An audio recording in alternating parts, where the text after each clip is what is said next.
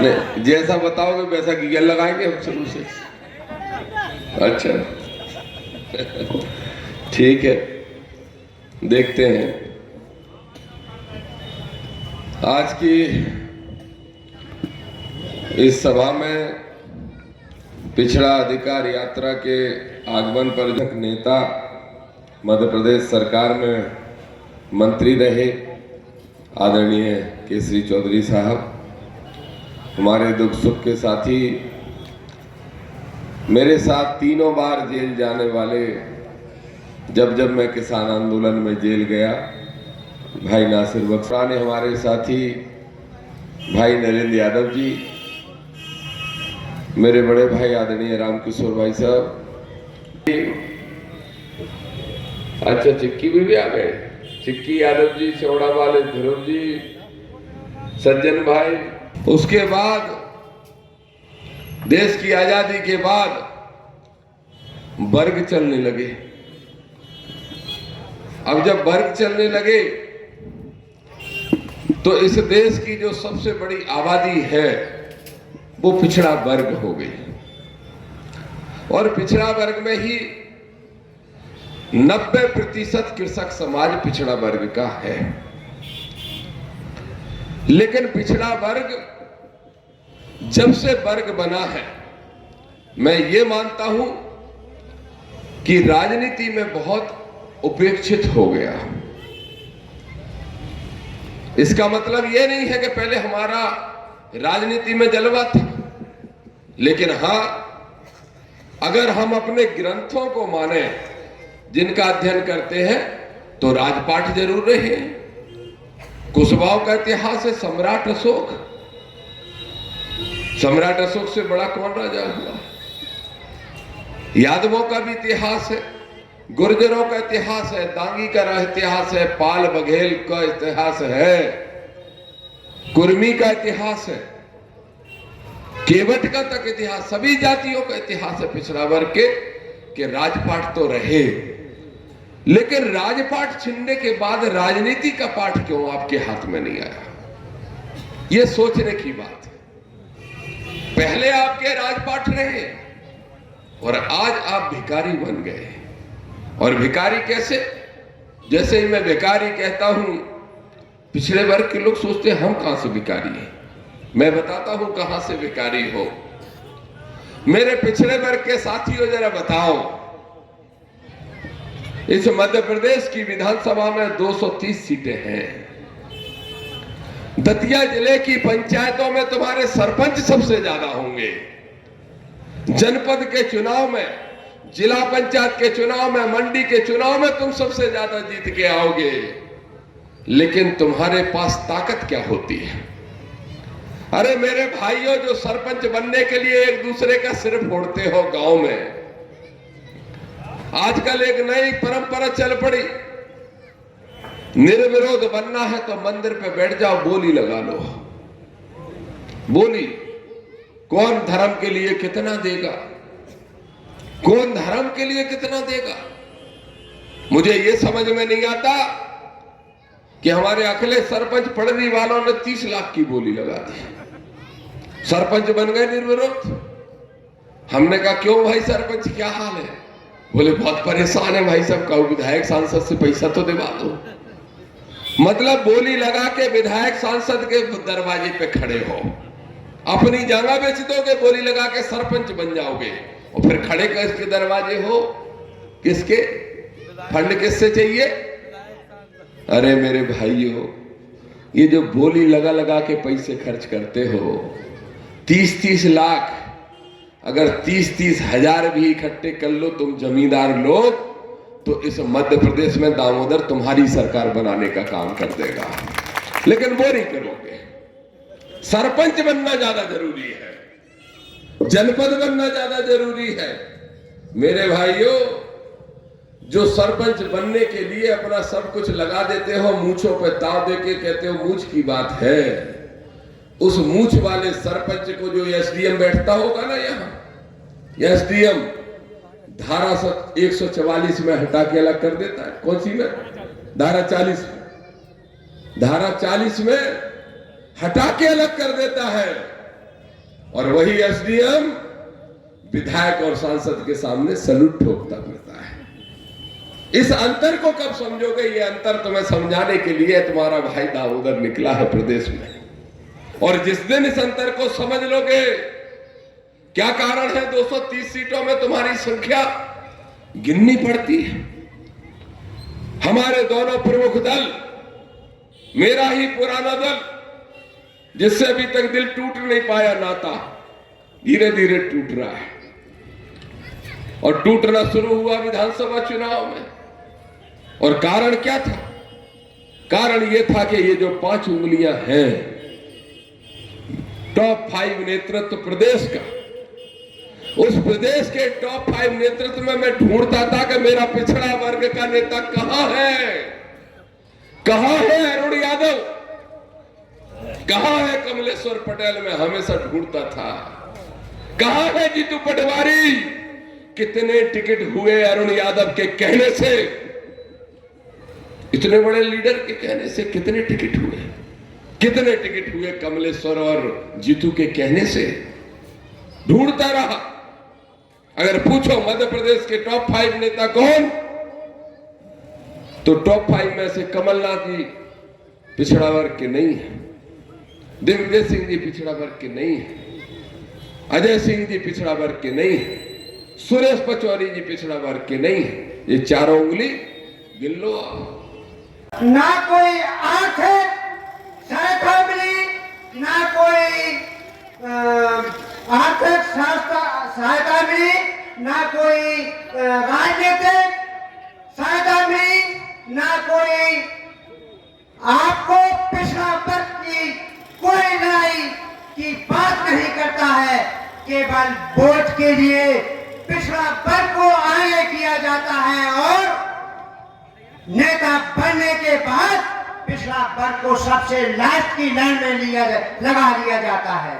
मेरे दोस्तों, मेरे साथियों, मेरे पिछड़ा वर्ग के महान भाइयों, एक बात याद कर लो, उंगलियों से काम नहीं चलेगा, उंगली बंद करने पड़ेगी और मुट्ठी बना करके मूठा जिसे कहते हैं वो ठूसा लगाना पड़ेगा, जिसे वो सब पार्टी याद रखेगी कि पिछड़ा वर्ग का ठूसा कितना मजबूत है। और मैं आपसे यही निवेदन करता हूं, मैंने बहुत से नेता देखे हैं पर मैंने दामोदर भाई जैसा नेता नहीं देखा। नेताओं की चाल तो अलग है पर वे ये नेता में से नहीं है। एक पिछड़ा वर्ग के भाई है, महान है, जो पिछड़ा वर्ग की हमेशा लड़ाई लड़ते रहे हैं और लड़ते रहेंगे। हक नहीं दिला पाएंगे तब तक भी नहीं बैठेंगे। दामोदर यादव जिंदाबाद। किसानों की, दलितों की, युवाओं की लड़ाई लड़ने वाले आदरणीय दामोदर सिंह जी यादव, गुड्डन परासरी जी, पार्षद चिट्ठी यादव जी, ध्रुव यादव जी, धर्मेंद्र यादव जी, सज्जन यादव जी और फूल सिंह जी, माफ करना किसी याद है, हमारे दांगी जी, लल्ला।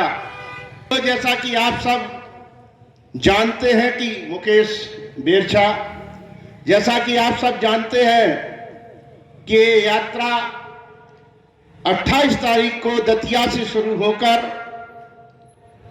करेरा, सीपरी, नरवर, पौरी, बैराड़, भितरवार, डबरा, ग्वालियर, बेहट, मऊ, सेवड़ा, असवार, दभोई होती हुई अब आपके नगर भांडेर में पहुंची रखा है। और पिछड़ा वर्ग SC, ST, OBC वास्तव में सही है। यदि SC के लिए आरक्षण दिया, OBC के लिए आरक्षण नहीं दिया, यदि पार्लियामेंट में जाओ तो अभी विधायक की सीट आरक्षक नहीं है। अभी वे सामान्य पर यादव फूल लड़ा देते हैं और कहीं भी कनो अभी पार्लियामेंट में विधायक की सीट अबे OBC की नहीं है, पार्लियामेंट में आरक्षण बिल्कुल नहीं है। तो साथियों, हमारा कहने मतलब ये है कि जब तक नो SC ST OBC एक नहीं होंगे, जब तक नो ये आवाज़ नहीं बनेगी। साथियों, हम तो ये कहते हैं आप लोगों से कि आप जो बाबा साहब ने जो उमरिया दिल्ली की ओर बताई है, बाबा साहब को पढ़ लें, आप महापुरुषों कपूरी ठाकुर को पढ़ लें, आप महापुरुषों के बारे में पढ़ लें और आप सभी लोग इकट्ठे हो जाएं, और जब समस्त एक हो जाएं तो आज कोई माई का लाल नहीं है जो आरक्षण देने से रोक नहीं पाएगा। चूंकि यात्रा का उद्देश्य पिछड़ा, दलित, किसान, आदिवासी उनको हक और अधिकार दिलाने का है। चूंकि बाकी की बातें हमारे आदरणीय नेताजी बताएंगे, मैं सिर्फ इतना कहना चाहूंगा कि उनका उद्देश्य पद या सत्ता नहीं है। कई वर्षों से मैं उनको सुन रहा हूं, देख रहा हूं, हमेशा वो दलित, पिछड़े, आदिवासी, किसानों की लड़ाई लड़ रहे हैं। किसान एक ऐसी कौम है जो सभी समाज में है, चाहे वो सामान्य हो, पिछड़ा हो, दलित हो, आदिवासी हो, तो वो लड़ाई किसानों की भी लड़ रहे हैं। किसी जाति या समाज से कोई बुराई नहीं है, सिर्फ उनका उद्देश्य जो शोषित हैं, पिछड़े हैं, दबे हैं, उनको अधिकार मिले। ये लड़ाई उनकी निरंतर जारी है और जब तक हक और अधिकार नहीं मिलेंगे वो इस लड़ाई को आगे लड़ते रहेंगे। माननीय दामोदर सिंह यादव जी और हमारे मंच पर बैठे गृह मंत्री जी और मैं सभी मंच पर बैठे नेताओं को प्रणाम करता हूं। साथियों, मैं बताना चाहता हूं कि आज जो दलित, पिछड़ा और किसान की लड़ाई लड़ने का काम हमारे दामोदर सिंह यादव जी कर रहे हैं, इससे और बड़े खुशी की बात क्या होगी कि हमारा एक जिले का आदमी, हमारा एक जिले का नेता, हमारे एक जिले का भाई हमारी लड़ाई एक गांव से लेकर एक शहर तक और शहर से लेकर एक महानगर तक हमारी लड़ाई पहुंचाने का काम कर रहा है। साथियों, हम देखते हैं कि हमारी बात करने वाला कोई नहीं होता है। नेता आते हैं और वोट मांगते हैं और इसके बाद चले जाते हैं। साथियों, जो सचमुच लड़ाई लड़ने का काम कर रहा है वो माननीय हमारे जिले का ही भाई दामोदर सिंह यादव जी है। साथियों, मैं एक बात और करना चाहता हूं, किसान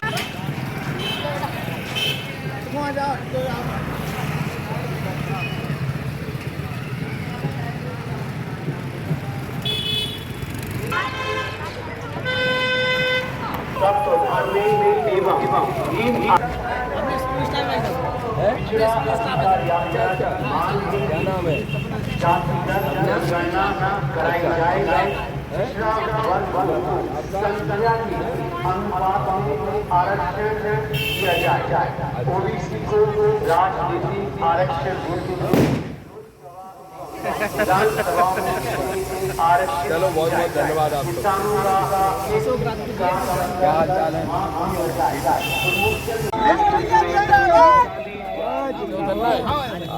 दामोदर भैया संघर्ष करो, भैया संघर्ष करो, तुम्हारे साथ। पिछड़ों का नेता कैसा हो? पिछड़ों का नेता कैसा हो? दामोदर भैया जिंदाबाद। पिछड़ों का नेता कैसा हो? भीम आर्मी जिंदाबाद, जिंदाबाद, जिंदाबाद। भीम आगे कर लो गाड़ी।